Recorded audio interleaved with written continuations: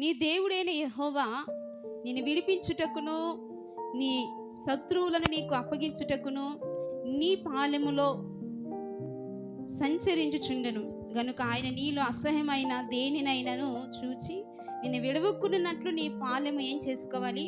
పరిశుద్ధముగా ఉండవలెను. హల్లెలూయా. పాలెము ఎలా ఉండాలంట? పరిశుద్ధముగా ఉండాలి. పాలెములో ఎవరు సంచరిస్తారంటండి? పాలెములో మరి దేవాది దేవుడు పరిశుద్ధుడైనటువంటి ఆ దేవుడు పాలెములో సంచరిస్తాడంట. అసలు పాలెం అంటే ఏంటి? ప్రత్యక్ష గుడారం అనేది ఒకటి ఉంది. పాత నిబంధన కాలంలో ఏముండేది చెప్పండి?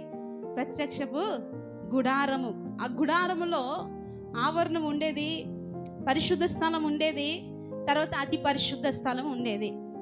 ఆవరణము, పరిశుద్ధ స్థలము, అతి పరిశుద్ధ స్థలం అనేది మరి ఉండేది. అయితే గమనించండి, మరి అతి పరిశుద్ధ స్థలం వరకు ఎవరు వెళ్ళేవారు అంటే, ఎవరు వెళ్ళేవారు? ప్రధాన యాజకుడు మాత్రమే సంవత్సరానికి ఒకసారి లోపలికి వెళ్ళటానికి అవకాశం ఉండేది. మరి ఈ పాలెం అనేది, ఈ పాలెంలో ఎవరుంటారు అంటే మిగిలిన ప్రజలందరూ కూడా ఎక్కడుండేవారు అంటే పాలెములో. ఎక్కడుండేవారు అంటండి? పాలెములో. గమనించండి, దైవజనుడు ఇటు పాలెముని పట్టించుకోవాలి, ఇటు ఆవరణముని చూసుకోవాలి, ఇటు పరిశుద్ధ స్థలాన్ని చూసుకోవాలి. అదే సమయంలో ఎక్కడికి వెళ్ళాలి చెప్పండి? అతి పరిశుద్ధ స్థలంలోకి కూడా వెళ్ళవలసిన బాధ్యత ఎవరికి ఉందంటే దైవజనుడికి ఉంది. హల్లెలూయా.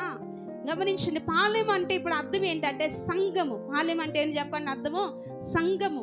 ఇప్పుడు సంఘాన్ని కాస్తున్నటువంటి మనము, సంఘాన్ని పట్టించుకుంటున్నటువంటి మనము ఎంత జాగ్రత్తగా సంఘాన్ని చూడాలి అంటే, ఎంత జాగ్రత్తగా పాలెమును చూడాలి అంటే, పాలెములో కూడా ఎవరు సంచరిస్తారంట? దేవుడు సంచరిస్తారంట.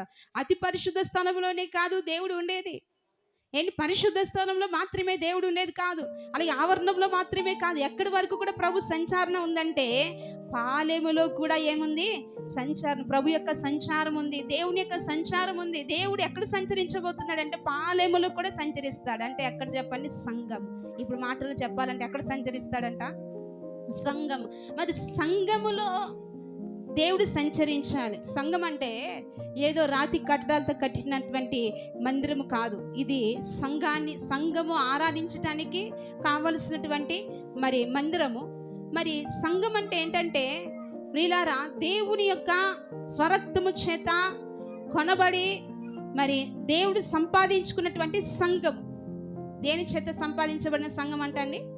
దేవుని యొక్క స్వరక్తము చేత, సొంత రక్తము చేత దేవుడు ఆయన సొంత రక్తాన్ని కాచి, ఆయన మరణించి, ఆయన యొక్క మరణ యాగము ద్వారా దేవుడు సంఘాన్ని కాపాడుకుంటూ ఉన్నారు. ఎందుకు అంటే సంఘం ఎలా ఉండాలి అంటే, సంఘము ఆయనకి ఎలా కనబడాలి అంటే పవిత్రంగా కనబడాలి. సంఘం ఎలా కనబడాలి చెప్పండి? పవిత్రంగా కనబడాలి. ఇప్పుడు ఒక్కొక్కరికి దేవుడు ఒక భాగాన్ని అప్పగించారు కదండి. ఒక్కొక్కరికి దేవుడు ఏం అప్పగించారు? ఇప్పుడు ఒక భాగాన్ని అప్పగించారు. ఇప్పుడు భాగాన్ని అప్పగించారు కదా, మన భాగములో చీకటి అనేది ఎంత మాత్రము ఉండకూడదు. ఏముండకూడదంట? చీకటి ఎంత మాత్రం ఉండకూడదు, పాపం అనేది ఎంత మాత్రం ఉండకూడదు. అక్కడ వాక్యం చూసినట్లయితే అసహ్యమైన దేనినైనా చూసినప్పుడు దేవుడు ఏం చేస్తాడంట? విడిచిపెట్టేస్తాడు ఆ పాలెముని. ఆ సంఘాన్ని ఏం చేస్తాడు చెప్పండి? విడిచిపెడతాడు. ఇప్పుడు సంఘాన్ని కాస్తున్న మనము సంఘాన్ని ఏం చేస్తా ఉండాలి?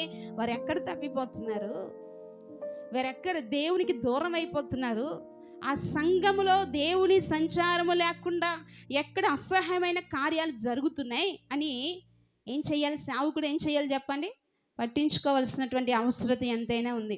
మరి పాలెములోనే దేవుడు సంచారం చేస్తున్నప్పుడు అతి పరిశుద్ధ స్థలంలో మాత్రమే కాదు, పరిశుద్ధ స్థలంలో మాత్రమే కాదు, ఆవరణంలో మాత్రమే కాదు, పాలెములో, సంఘములో దేవుడు ఉంటానంటున్నప్పుడు, దేవుడు సంచరిస్తున్నప్పుడు, ఇప్పుడు ఆ పాలెమును కాస్తున్నటువంటి సేవకుడు ఎలా ఉండాలి?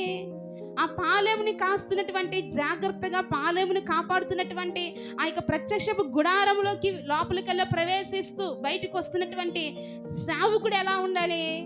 పాలెములోనే అసహ్యమైనది ఏది ఉండకూడదంట. మరి సేవకుడిలో ఉండాలా ఉండకూడదా చెప్పండి? సేవకుడిలో ఉండాలా ఉండకూడదా? అసహ్యమైనవి ఏవి ఉండకూడదు. గమనించండి, ఒక అతి పరిశుద్ధ స్థలంలోకి దైవజనుడు లోపలికి వెళ్ళి బయటకు వచ్చినప్పుడు దేవునికి విరోధమైనది, దేవునికి అవిధేయమైనవి, దేవునికి ఇష్టం లేనివి ఏదైనా ఉంటే అతనికి మరణం వచ్చేది.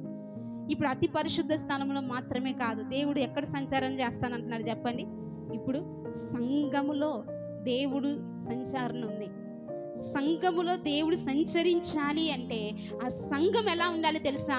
పవిత్రమైన దానిగా ఉండాలి, పవిత్రమైన సంఘముగా ఉండాలి. ఆ దినాల్లో హేలి మరి సేవ చేస్తాడు, కానీ తన బిడ్డల్ని ఏం చేసుకోలేదు, పట్టించుకోలేదు. తన బిడ్డలు ఏం చేస్తా వచ్చారు? హేయమైన కార్యాలు ఎక్కడ చేస్తా వచ్చారు? మందిరంలో చేస్తా వచ్చేవారు. హేయమైన కార్యాలు ఎక్కడ చేస్తా వచ్చారు చెప్పండి? మందిరంలో చేస్తా వచ్చేవారు. గమనించండి, మందిరాన్ని నడిపిస్తున్న నీవు, సంఘాన్ని నడిపిస్తున్న నీవు, సంఘాన్ని పోషిస్తున్న నీవు, సంఘానికి వాక్యం చెప్తున్న నీవు ఎంత పవిత్రంగా ఉండాలి? ఏలీ కుమారులు ఎవరు? ఏలీ తర్వాత ఏమవ్వాలి చెప్పండి? యాజకులు అవ్వాలి కదా. ఏలీ తర్వాత యాజకులు అవ్వాల్సినటువంటి వారు ఏలీ కుమారులు. కానీ వారి యొక్క జీవితం ఎలా ఉంది అంటే, వారి యొక్క జీవితాలు ఇతరులు అసహించుకునేటట్లుగా, మరి ముఖ్యము